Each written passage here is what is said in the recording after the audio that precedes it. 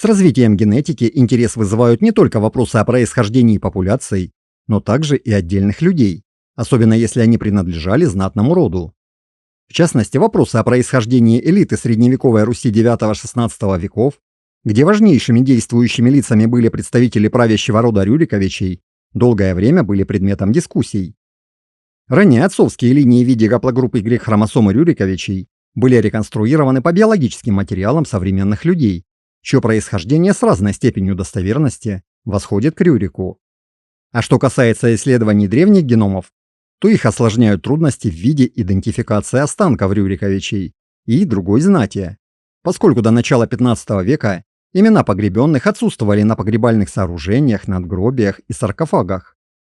Места погребений той эпохи устанавливаются по летописным сообщениям и спискам имен для поминовения XVI-XVII веков.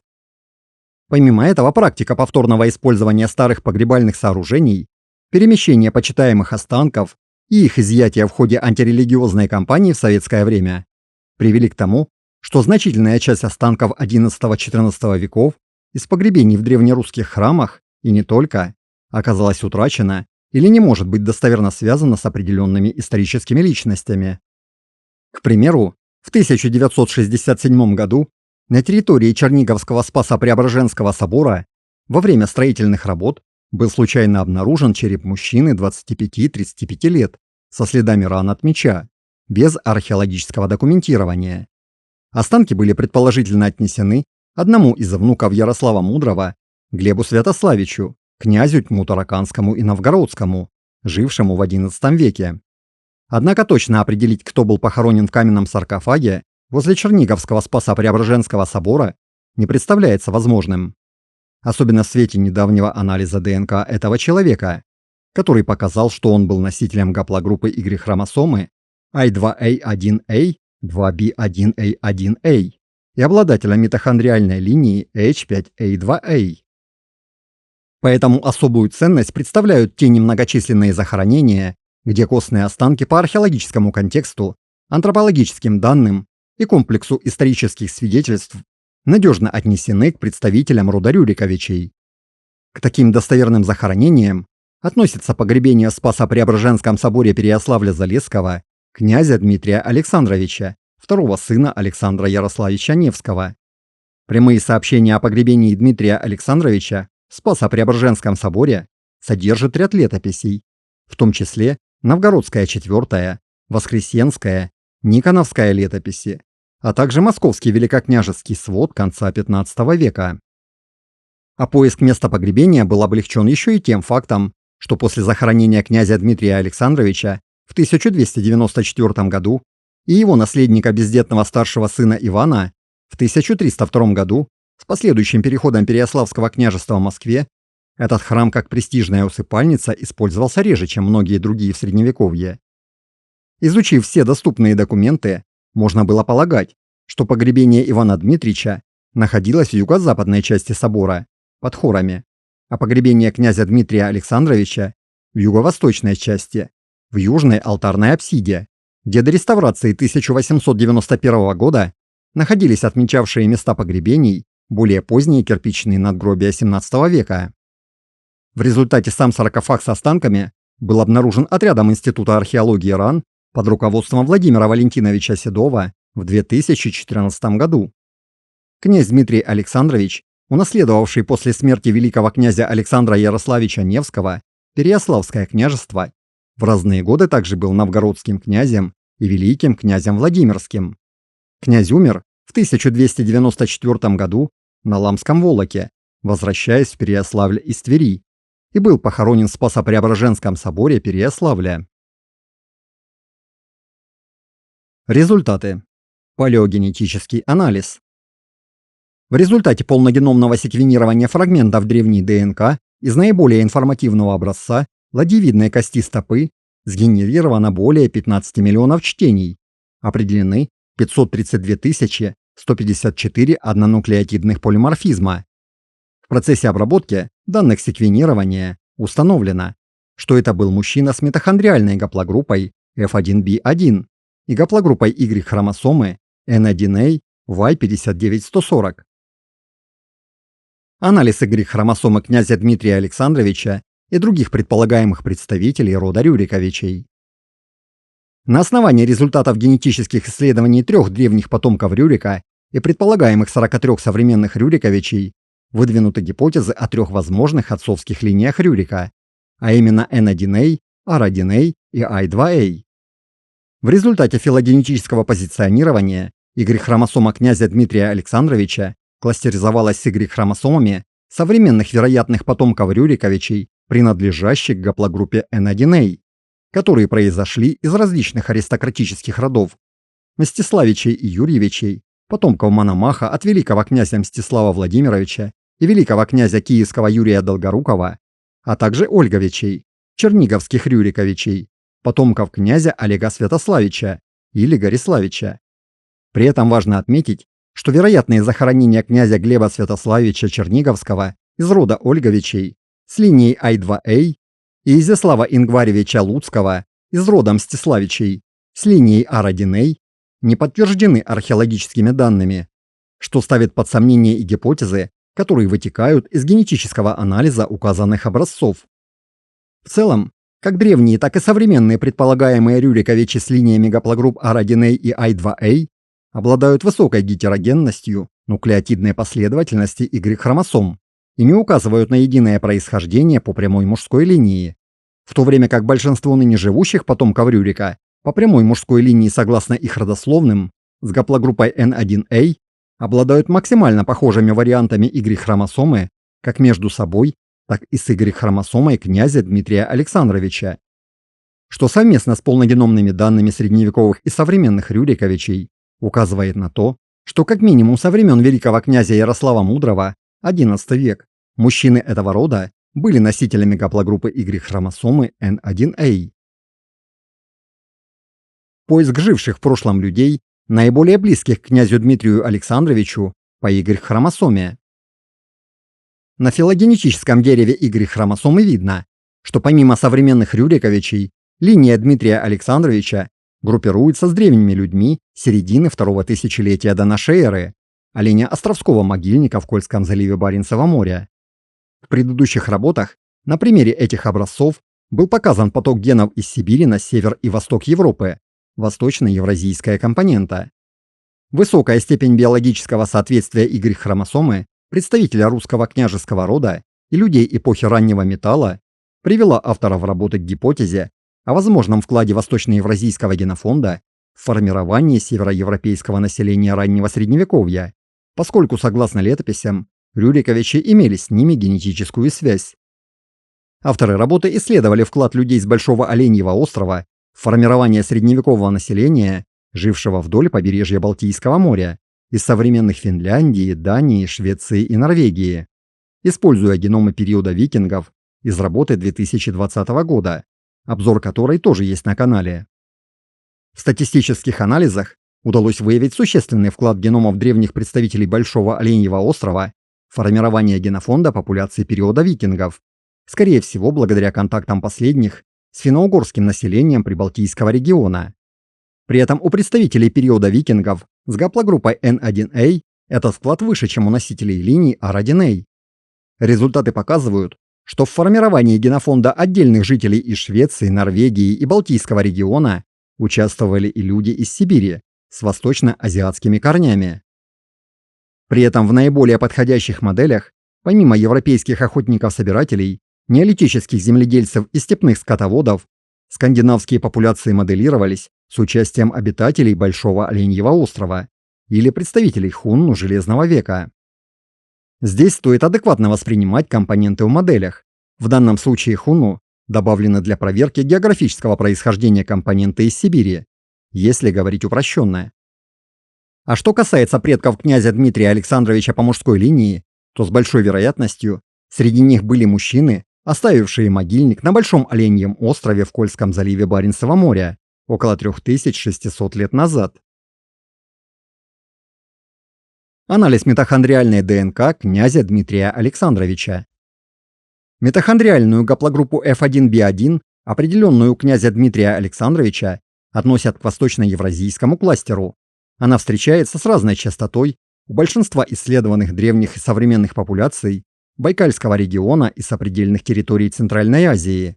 Помимо этого, митохондриальные гаплогруппы F1b1b и F1b1f обнаружены у 3 представителей среднеаварского периода VII века из междуречья Дуная и Тисы, геномные профили которых схожи с таковыми у представителей элиты раннеаварского периода и из того же региона, и на 90-98% состоят из предковой компоненты, как у жителей бассейна Амура периода древнемонгольского племени Сяньби с генетическим профилем Восточной степи, маркером которого выступает генетическая компонента древних северо-восточных азиатов, как у представителей неолита из пещеры Чёртовы ворота в Приморье. Погребения мужчин с митохондриальными линиями F1b1b и F1b1f, а также с линией Y-хромосомы N1A F4205 характеризовались довольно богатым погребальным инвентарем с золотыми и позолоченными предметами, что указывает на их принадлежность к знати. Однако с уверенностью говорить о происхождении материнской линии князя Дмитрия Александровича довольно сложно, так как практически во всех исторических периодах прослеживается повышенная изменчивость и разнообразие митохондриальных гаплогрупп в одном регионе. Здесь также важно понимать разницу между генофондом популяций и отдельно взятых людей, особенно представителей знатных родов, у которых была широко распространена практика привлечения самых разных по своему происхождению женщин для союзов официального и неофициального характера в качестве выгодных или вынужденных политических шагов. Поэтому материнская линия F1b князя Дмитрия Александровича могла быть связана как с древними миграциями из Сибири, так и с миграциями кочевников раннего Средневековья. При этом у этих разных по времени групп могло быть общее происхождение этих линий. Результаты анализа главных компонент. Генетическую близость генома князя Дмитрия Александровича к другим известным древним и современным популяциям оценили с помощью метода главных компонент. Сразу стоит отметить, что надо адекватно понимать положение на этом графике отдельных представителей популяций, особенно из знатного рода. Если положение большинства образцов сочетается с их географией, то положение отдельно взятых людей от смешанных союзов будет где-то между положением их родителей. При этом генетическая схожесть в этом анализе не подразумевает общую историю, а лишь схожие пропорции генетических компонент, которые могли быть получены в разное время. В нашем случае геном князя Дмитрия Александровича занимает промежуточное положение между древними и современными образцами из Европы и Центральной Азии. Наиболее близкими генетически и хронологически к князю Дмитрию Александровичу расположены некоторые представители авар позднеаварского периода из междуречья Дуная и Тисы, а также из предполагаемого вторичного центра власти аварского каганата к востоку от Тисы. Здесь стоит напомнить, что в аварском каганате VI-IX веков, помимо европеоидного большинства, ярко выраженный монголоидный тип имели преимущественно представители элиты, который размывался со временем к позднеаварскому периоду. Как известно из работы 2022 года, ссылку на обзор которой я оставлю в описании, популяции аварского периода демонстрируют значительную генетическую изменчивость, а их образцы разбросаны на графике анализа главных компонент от популяций Западной Евразии до популяции Северо-Восточной Азии. Однако, несмотря на эту общую неоднородность, существуют четкие закономерности генетической подструктуры, соответствующие как хронологии и географии Карпатского бассейна, так и социально-археологическим категориям. Почти все представители элиты раннеаварского периода образуют плотный кластер с высоким содержанием компоненты древних северо-восточных азиатов до 98%.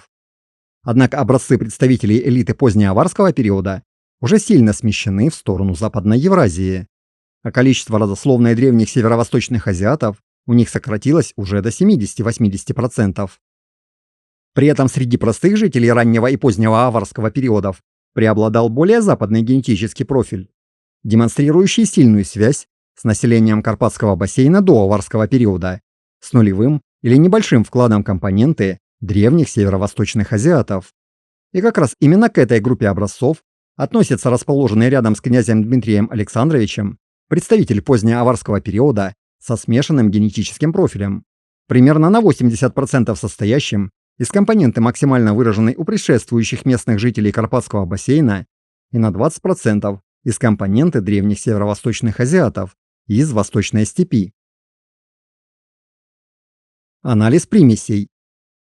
В анализе примесей по предковым компонентам отмечено генетическое сходство князя Дмитрия Александровича с представителями раннесредневекового населения Востока Скандинавии периода викингов, что может свидетельствовать в пользу версии о варяжском скандинавском происхождении Рюрика, родоначальника княжеского рода, призванного на Русь, о чем прямо говорит летопись.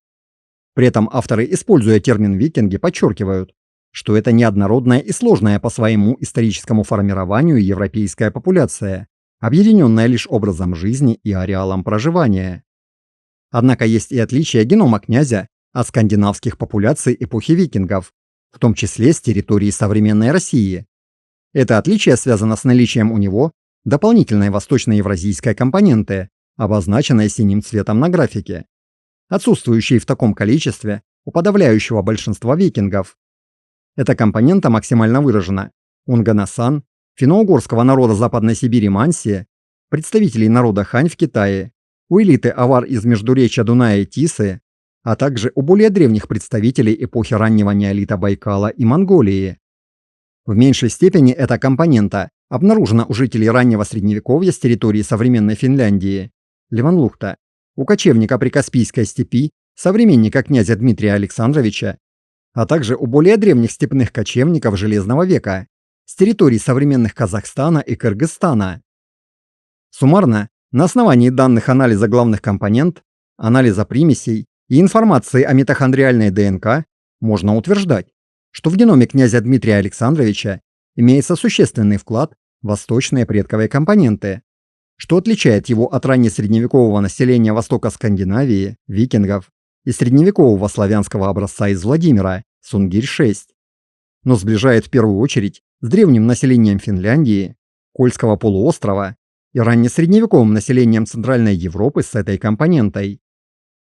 Вероятно, этот вклад получен и по мужской, и по женской линиям, что соответствует процессам древней миграции из Сибири по степному Евразийскому коридору в первом тысячелетии до нашей эры, первом тысячелетии нашей эры. Моделирование генома князя Дмитрия Александровича из геномов предковых популяций. После анализа различных комбинаций предковых компонент, наиболее подходящая модель указывает на вклад происхождения князя Дмитрия Александровича трех компонент, как у следующих популяций. Первой – раннесредневекового населения Востока Скандинавии с острова Эланд или славян, представленных геномами Шекшова-9 и Сунгирь-6. Второй – представителей степных кочевых народов евразийских степей Железного века или раннесредневекового населения Центральной Европы, степных кочевников с территории Венгрии. И третий – восточно-евразийской компоненты. Предсказание фенотипических признаков князя Дмитрия Александровича на основании генетических данных. С большой вероятностью глаза Дмитрия Александровича были карими, волосы темными или коричневыми, а оттенок кожи промежуточным, то есть не светлым и не темным. Выводы. Благодаря палеогенетике и применению статистических методов проверки гипотез подтверждается связь Рюриковичей со Скандинавией по мужской линии. Хотя отсутствие генетических данных от населения с территории Севера Руси в период, непосредственно предшествовавший становлению княжеского правления, не позволяет предметно судить о присутствии предков князя Дмитрия Александровича и других Рюриковичей на материковом севере и северо-востоке Европы. Анализ генеалогического древа Рюриковичей показал, что современные представители этого рода с гаплогруппой Y хромосомы N1A, группирующиеся с образцом князя Дмитрия Александровича, относятся к трем разным ветвям этого рода – Ольговичам, Мстиславичам и Юрьевичам, которые восходят к князю Ярославу Мудрому, как к ближайшему их общему предку. В свою очередь, митохондриальная гаплогруппа F1B1 у князя Дмитрия Александровича может свидетельствовать о вкладе восточных популяций в его генотип, что подтверждается и аутосомными данными. Согласно результатам анализа главных компонент и анализа примесей, геном князя Дмитрия Александровича имеет сходство с геномами представителей скандинавских популяций эпохи викингов, но отличается от них заметным вкладом в восточные компоненты, что может быть связано с распространенной практикой браков русских князей с дочерями половецких ханов конца XI века. Такие браки скрепляли союзнические отношения и усиливали политическое взаимодействие. Мать Дмитрия, супруга Александра Невского, Александра Бречеславна, происходит из рода полоцких Изяславичей. Сведения о женах этих князей скудны. Имя и происхождение матери Александры неизвестно. Однако известно, что представители полоцкой ветви Рюриковичей не избегали брачных союзов с половчанками. Из половецкого рода происходила вторая жена полоцкого князя Святополка Изяславича, Елена, дочь хана Тугаркана, 1050-1113 годы. Однако восточная компонента в геноме Дмитрия Александровича могла быть получена одновременно и по мужской, и по женской линиям, отражая браки Рюриковичей с представительницами династий Центральной и Южной Европы, как сербские Вукановичи или венгерские Арпады, к примеру. Элиты этих территорий могли в большей степени, чем простое местное население, сохранить восточные гены, привнесенные миграционными потоками первого тысячелетия нашей эры. Исходя из перечисленных вероятностей, объяснения присутствия восточной компоненты в геноме Дмитрия Александровича пока остаются гипотетическими, как и состав его предков по материнской линии. Но несмотря на оставшиеся вопросы, впервые на примере представителя древнего рода Рюриковичей показана генетическая составляющая сложного характера межэтнических взаимодействий в формировании знати средневековой Руси. А я благодарю за внимание и прошу не забывать про поддержку канала, ведь он существует в основном благодаря поддержке неравнодушных зрителей. А я, как обычно, не прощаюсь и до новых выпусков.